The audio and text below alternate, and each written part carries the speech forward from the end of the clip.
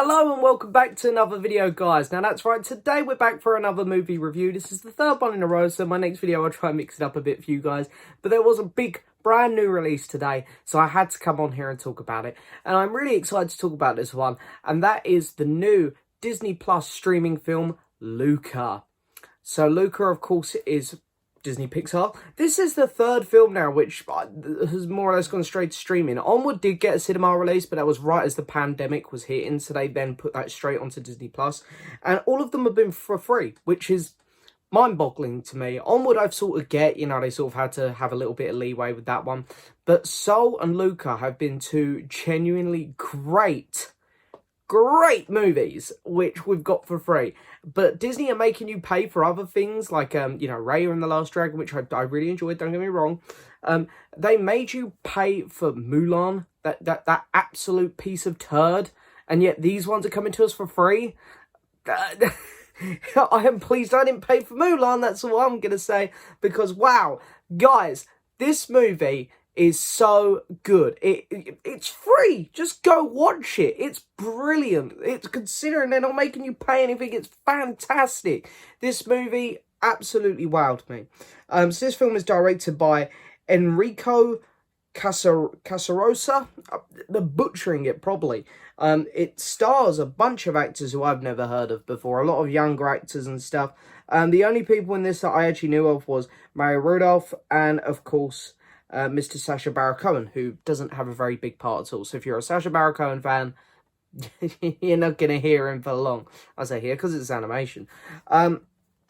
Luca tells a very interesting story set in Italy of two boys who are getting to know the ways of humans. They are these sea creature dwelling type monster things who come onto land and become humans. And they get involved with this young girl and they're trying to win this race. But at the same time, try not to give away that they're monsters. And they as soon as they touch water, they become their sea creature forms again. But it's fascinating. I love it when Pixar and Disney in general do these kind of really interesting culture type films where they try and show you different cultures. Coco done it beautifully with the Mexican Day of the Dead. I loved it. I loved Coco. And I was really excited about this one because it's like, oh my god, we're going to get a glimpse into Italy. This is fantastic. And I want to start off by saying the look of this movie is beautiful. I love the style of animation they went for. It reminded me of kind of like Peanuts kind of comic book drawings brought to life here. Characters' mouths would go wildly out of shape, and then when there was a side-on shot, their mouths would, you could see right through it. It was really interesting style, which I really admired, and I really liked it. And the animation itself is gorgeous. Like, the water looked fantastic. The characters look so good. I liked a lot of the sound mixing and stuff, especially near the start of the movie when they're underwater. Reminded me a lot of the old Nemo and Finding Dory type style, of course, from the same studio, so obviously they'd have that stuff nailed. And then, of course, when we go onto land and the story really gets going, it's just really great. It is somewhat of a simple story if you really think about it. I don't want to spoil it, but the story is pretty generic, I guess. But this film has a lot of heart and a lot of warmth to it because it juggles two things which Pixar are brilliant at doing now: characters and family drama. And it has these, especially your lead three characters, they're all so good, so interesting. Each one feels very different to the other, but they are bonded together throughout this movie and they carry you through, and it's wonderful. And then like I say, the whole family drama side of it, because it is, you do have a very family orientated center at this, with Luca running away from his family and the whole coming together at the end with the family, with the other characters. It really reminded me of the end of Coco, where, I just always get a bit teary-eyed. And it was so beautifully done, really was. The music was great as well. I really just loved everything about this film. I thought it was really, really well done. And I've seen some people complaining online, saying they found it a bit boring, and I really don't get it. I think this movie moved at a great pace. I liked a lot of the side characters, like the one-armed fisherman, dad of the daughter. I loved him. He cracked me up. He kind of reminded me of the dad from Cloudy with a Chance of Meatballs.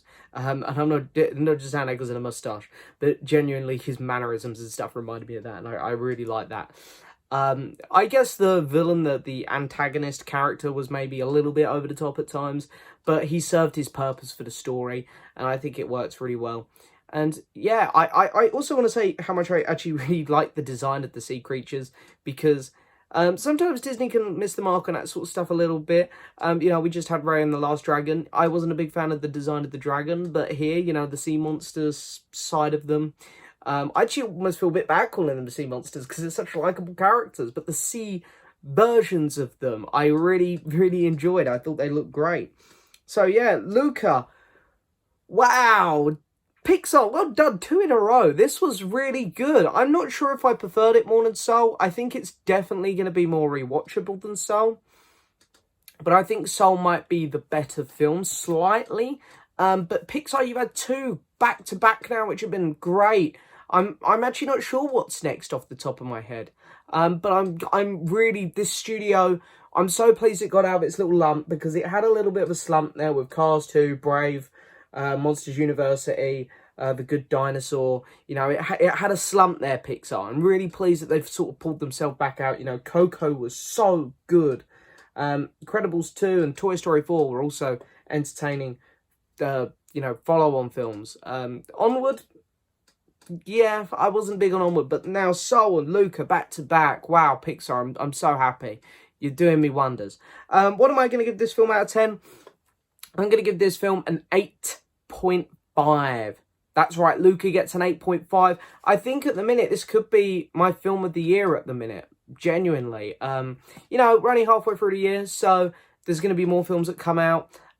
Which there might be a couple better ones, but for the minute, I think this actually might be my favourite film of 2021 that I've seen so far, which is going to surprise a lot of people, because there have been some really good ones this year. Quiet Place Part 2, Judas and the Black Messiah, Raya and the Last Dragon, another Disney one, which I actually really liked. So there have been some really good movies this year, but I really just fell in love with this movie. I've never wanted to visit Italy more in my life than I do right now.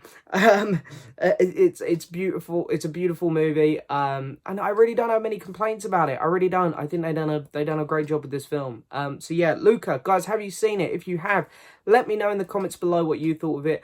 I'd be really curious to hear what you think. I hope that people are enjoying it as much as I am. I mean, the score on IMDb is an 8.1 at the minute, so it's looking good so far. But anyway, I hope you've all enjoyed this video. As always, don't forget to hit that subscribe button, like the video, leave a message, and as always, I'll see you next time for another video. Bye-bye.